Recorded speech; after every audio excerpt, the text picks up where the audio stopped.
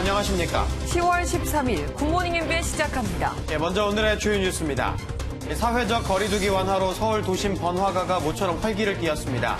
무관중으로 치러왔던 스포츠 경기도 30%까지 입장이 가능해져 국가대표팀과 올림픽 대표팀 간 축구 경기에 2천여 명이 입장했습니다.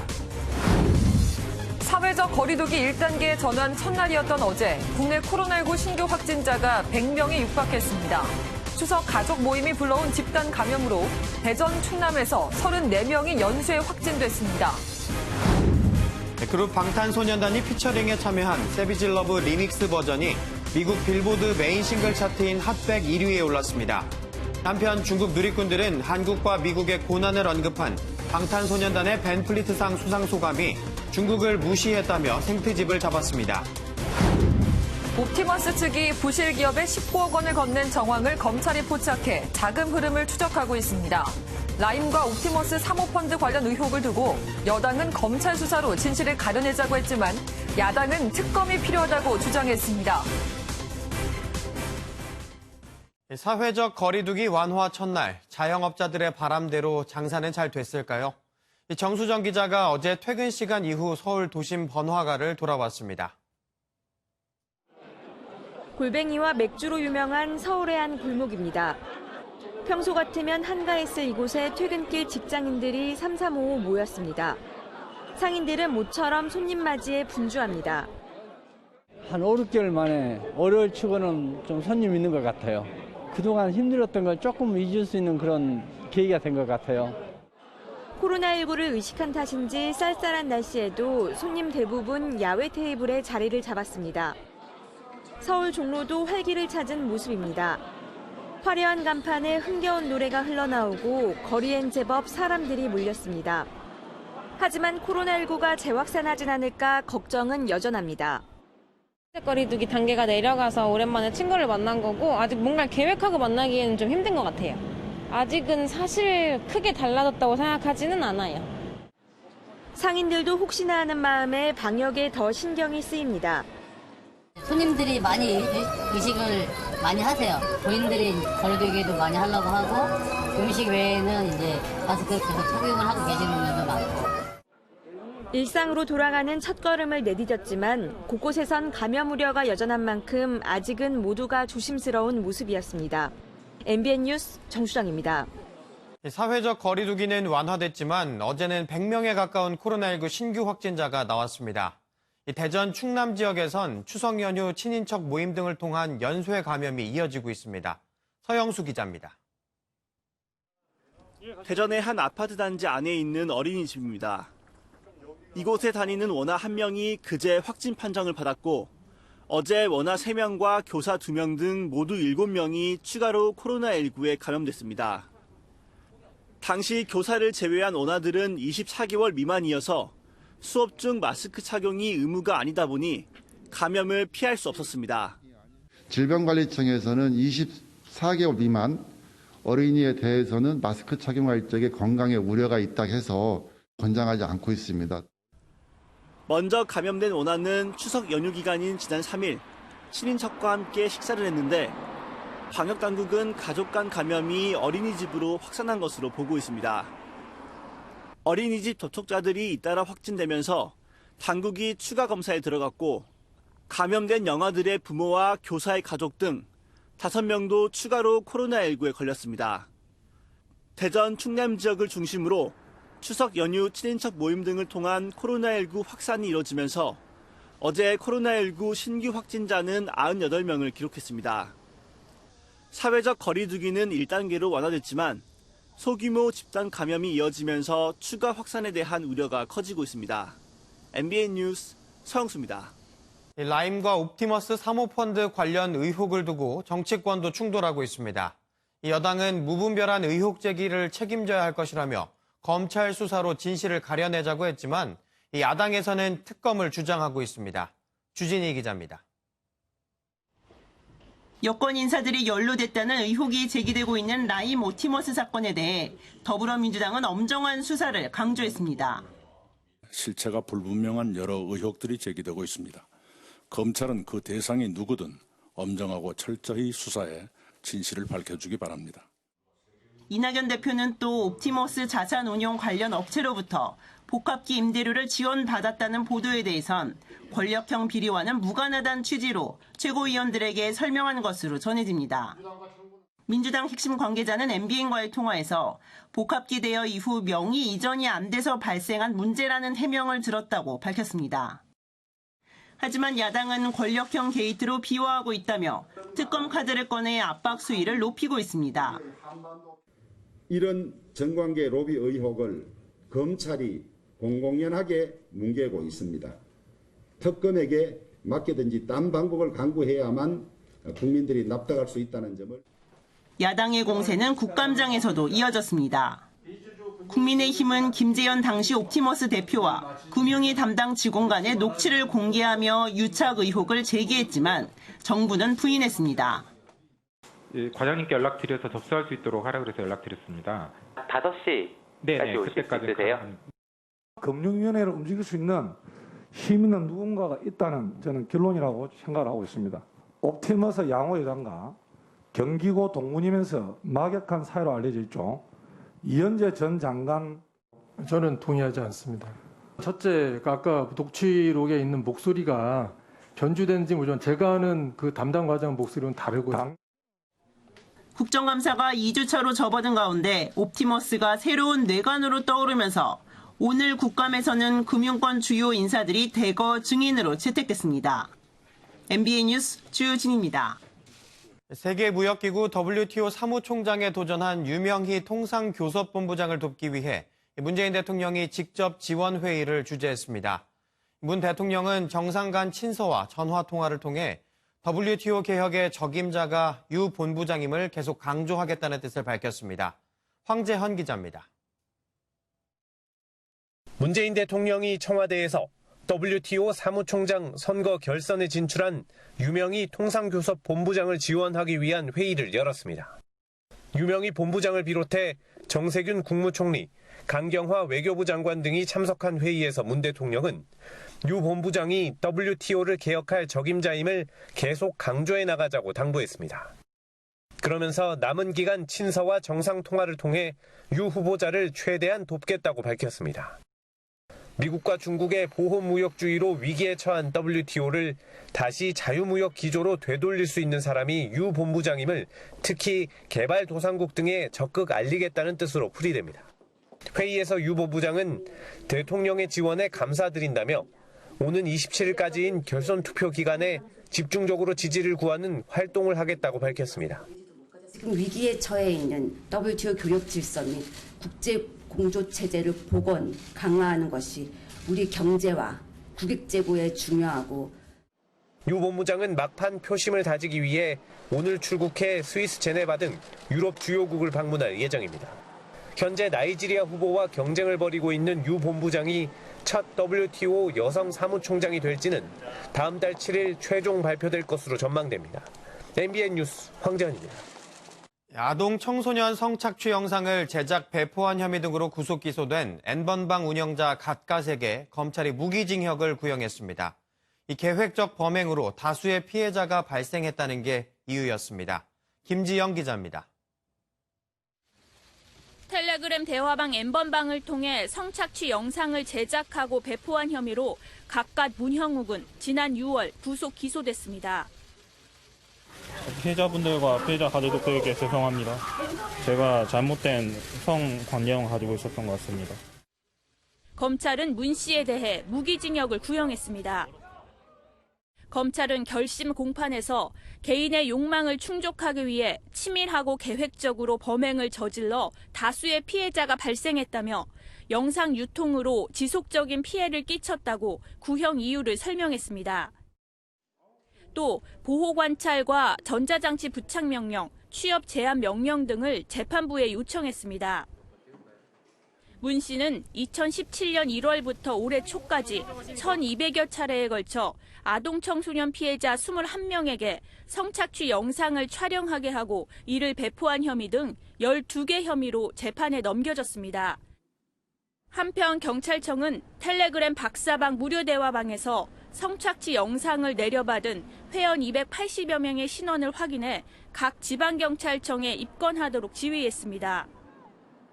경찰은 조주빈이 무료 회원에게 특정 피해자의 이름을 알린 뒤 검색하도록 해 포털 실시간 검색어 순위에 오르도록 한 점을 단서로 추적을 벌여왔습니다. MBN 뉴스 김지영입니다. 방탄소년단이 피처링에 참여한 세비지 러브 리믹스 버전이 미국 빌보드 메인 싱글 차트 핫100 정상에 올랐습니다. 2위도 방탄소년단의 다이너마이트인데 이 핫100 1, 2위 동시 기록 그룹은 2009년 블랙 아이드 피스 이후 처음이라고 합니다. 박통일 기자입니다.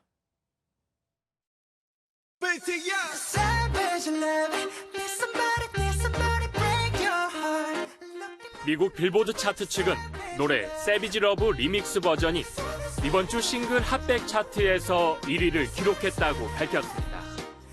세비지 러브는 뉴질랜드 출신 프로듀서 조시 유파로가 만든 렉스드에 제이슨 데룰로가 보컬을 더한 곡입니다. 지난 2일 발매된 리믹스 곡은 BTS가 피처링에 참여해 후렴구와 랩 파트 등을 맡은 또 다른 버전입니다. 통상 리믹스 곡은 단일곡으로 집계되지만 BTS 리믹스 버전의 기여도를 고려해 BTS 역시 핫100 차트에 이름이 올랐습니다. 빌보드는 집계 기간 BTS가 참여한 리믹스 버전의 선호도가 더 높아 BTS도 공식적으로 이름을 올리게 됐다고 설명했습니다. 방탄소년단은 이로써 다이너마이트에 이어 두 번째 핫100 1위 곡을 탄생시키는 진기록을 세웠습니다. 다이너마이트는 이번 주에도 2위를 차지하며 BTS는 핫100 차트 1위와 2위에 동시에 오르는 저력을 입증했습니다. MBN 뉴스 박통일입니다. 중국 네티즌이 BTS의 수상 소감에 발끈하며 생트집을 잡았습니다. 6.25 전쟁에 참전한 제임스 벤 플리트 전 미 8군 사령관을 기리는 상을 받은 BTS가 6.25 전쟁 당시 한국과 미국의 고난을 언급했는데 이게 중국을 무시했다는 겁니다. 뉴욕타임스는 중국 네티즌이 이 BTS의 악의 없는 발언을 공격했다고 보도했습니다. 신재우 기자입니다. 지난주 미국의 한 비영리 단체가 한미 관계 발전에 기여한 공로로 BTS에게 벤 플리트 상을 수여했습니다. Saudi's 2020 annual gala is especially meaningful as this year marks the 70th anniversary of the Korean War. We will always remember the history of pain that our two nations share together. 중국 네티즌은 양국이 함께 겪었던 고난의 역사란 발언을 문제 삼았습니다. 중국은 한국 전쟁을 항미 원조 전쟁으로 인식하고 있는데 BTS가 당시 참전한 중국 군인들의 희생을 무시했단 겁니다. 네티즌들은 BTS에 대한 원색적인 비난은 물론 한한령을 더욱 엄격하게 조치해야 한다며 격분했습니다. 중국 외교부도 슬쩍 가세했습니다. 也注意到中国网民对此事的反应，以史为鉴，面向未来，珍爱和平，促进友好，应该是我们共同的追求。 반발이 거세지자 삼성전자는 BTS 한정판 스마트폰의 중국 내 판매를 중단했고 현대자동차는 BTS 출연 광고를 삭제한 것으로 알려졌습니다.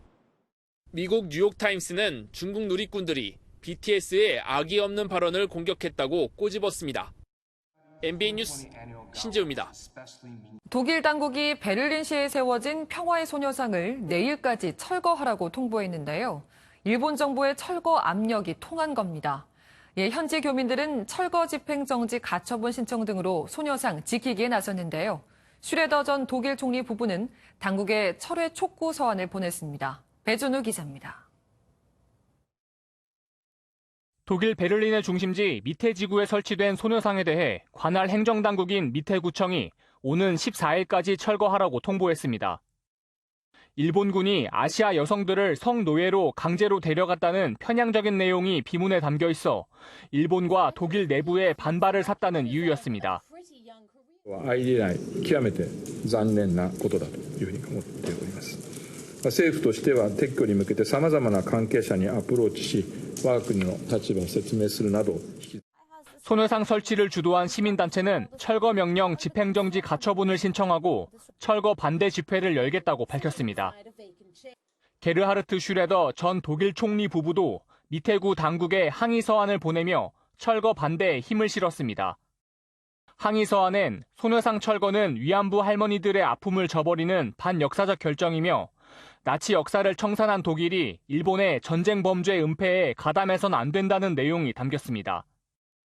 평화의 소녀상은 전쟁 폭력으로 고통받은 여성의 인권을 상징하는 예술품이고 또한 독일의 기억 문화에도 부합되는 것이기 때문에 독일 청원 사이트에 올라온 소녀상 철거 반대 글엔 3천여 명이 서명했습니다. 이수혁 주미 한국 대사는 외교통일위원회 국정감사에서 일본의 소녀상 철거 시도가 계속된다면 정부 차원의 대응을 강구할 것이라고 밝혔습니다. MBN 뉴스 배준우입니다. 태백산맥, 아리랑, 한강 등 격동의 현대사를 집대성한 조정래 작가가 올해로 등단 50주년을 맞았습니다. 그는 신간에서 반민족 행위에 대해선 공소시효가 없다며 일침을 가했고 노벨 문학상은 정치적인 상이라며 초연할 것을 강조했습니다. 조희로 기자입니다. 1970년 등단 이래 반세기 동안 그가 쓴 글은 언제나 격동의 현대사를 향했습니다. 혼돈과 경랑의 100년을 담아낸 대하소설 3부작 태백산맥과 아리랑, 그리고 한강. 조정래 작가가 써내려간 원고지 10만 장 이상의 작품들은 우리의 참담했던 역사가 고스란히 기록된 교과서입니다. 인간의 삶에 도움이 되는 작품을 써야 한다 하는 주제의식을 지켜왔고 등단 50주년을 맞아 출간한 산문집에서는 반민족적 범죄에 공소시효는 없다고 강하게 날을 세웠습니다. 반민특위는 반드시 왜곡된 역사를 바로잡기 위해서 부활시켜야 합니다. 150만 60만 원 해야 되는 친일파들을 전부 단죄해야 한다고 생각합니다. 최근 수상자를 발표한 노벨 문학상을 두고는 가장 정치적인 상이라고도 말했습니다. 가장 정치적인 상이라고 초연하게 문학을 해나가다 보면 오기도 하고 안 오기도 할 테니까 큰 신경 쓰지 않는 게 좋습니다. 신간을 통해 독자들의 질문에 답한 그는 언제까지나 글을 쓰겠노라고 다짐했습니다. 마지막 순간까지 글을 쓰다가 죽는 것, 그것처럼 아름다운 작가의 삶은 없다고 지금도 생각합니다. MBN 뉴스 조희로입니다. 문재인 대통령이 오늘 오전 청와대에서 시도지사 연석회의를 겸한 제2차 한국판 뉴딜 전략회의를 주재합니다. 한국판 뉴딜 사업 추진 현황을 공유하고 중앙과 지방의 협조체제 구축 방안 등을 논의할 예정으로 이재명 경기지사와 김경수 경남지사, 원희룡 제주지사 등 여야의 차기 대권주자로 거론되는 인사들이 참석합니다. 코로나19에 걸렸던 도널드 트럼프 미국 대통령이 음성 판정을 받았다고 백악관이 밝혔습니다. 감염 사실이 알려진 지 열흘 만으로 백악관 의료진은 트럼프 대통령이 연일 코로나19 음성 판정을 받았다면서 다른 사람에 대한 감염성도 없다고 설명했습니다. 코로나19로 인심이 각박해졌다곤 하지만 그래도 곳곳에서 들려오는 미담에 훈훈해지곤 하는데요. 자신이 가장 잘하는 일로 아이의 미소를 되찾아준 여성이 있습니다.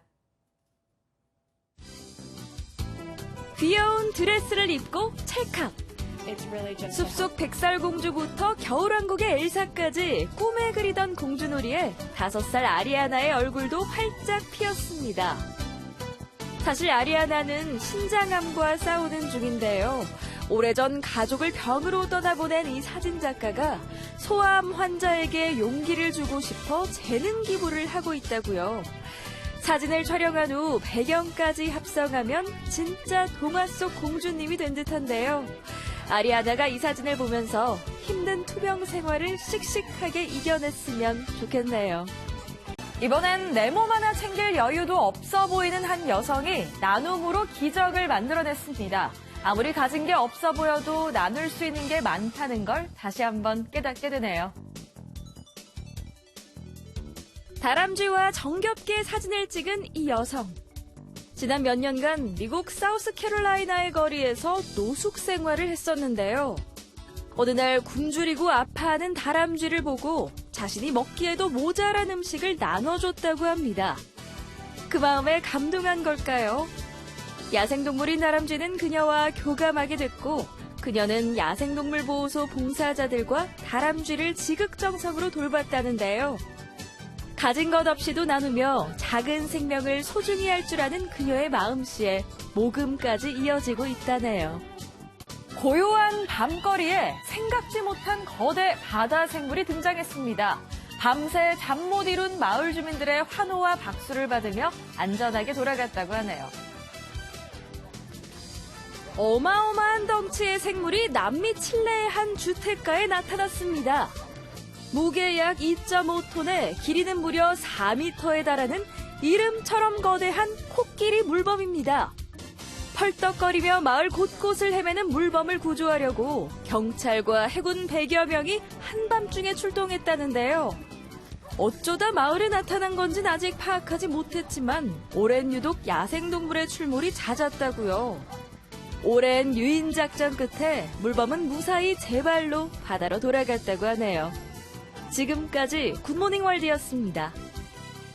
북서쪽에서 찬 공기가 유입되면서 날이 다시 차가워졌습니다. 그럼 오늘은 얼마나 더 따뜻하게 입어야 하나 고민되시죠? 지난주 가을 추위 생각하시고 오늘 옷차림하고 나오시면 되겠습니다. 지난주와 비슷한 가을 추위입니다. 단 어제보다는 기온이 6도가량 떨어졌다는 점 염두에 두셔야겠습니다. 지금 서울의 기온은 8.6도, 파주는 2.7도, 천안은 5.4도까지 내려갔는데요. 그 밖에 자세한 현재 기온 살펴보겠습니다. 춘천 9.8도, 대전 8.6도, 전주 10도, 광주 12.7도입니다. 한낮에는 서울 20도, 강릉 18도, 전주 20도, 대구 21도까지 오르면서 일교차가 크겠습니다. 단 어제와 평균 기온보다 낮겠고요. 찬바람이 불면서 오나함보다는 낮 동안에도 쌀쌀하겠습니다. 오늘 전국이 맑겠지만 낮 동안에 가끔 구름 많이 지나겠습니다. 또 낮 한때 강원 중북부 동해안에서는 5mm 미만의 비가 조금 오겠습니다. 서해안에서는 내일까지 바람도 강하게 불겠습니다. 모레 아침까지는 날이 계속 쌀쌀하겠습니다. 내일 아침에는 10도 아래, 모레 아침은 다시 5도 아래로 기온이 떨어지는 곳이 많겠습니다. 하늘은 당분간 맑겠고요. 대기는 갈수록 더 건조해지겠습니다. 한편 오늘 출근길 강원 산지와 내륙, 영남 곳곳에서는 짙은 안개가 끼어 있습니다. 그 밖의 지역에서도 안개가 드리워지면서 가시거리가 좁혀져 있는데요. 출근길 교통안전에 주의하셔야겠습니다. 지금까지 광화문에서 출근길 날씨 전해드렸습니다.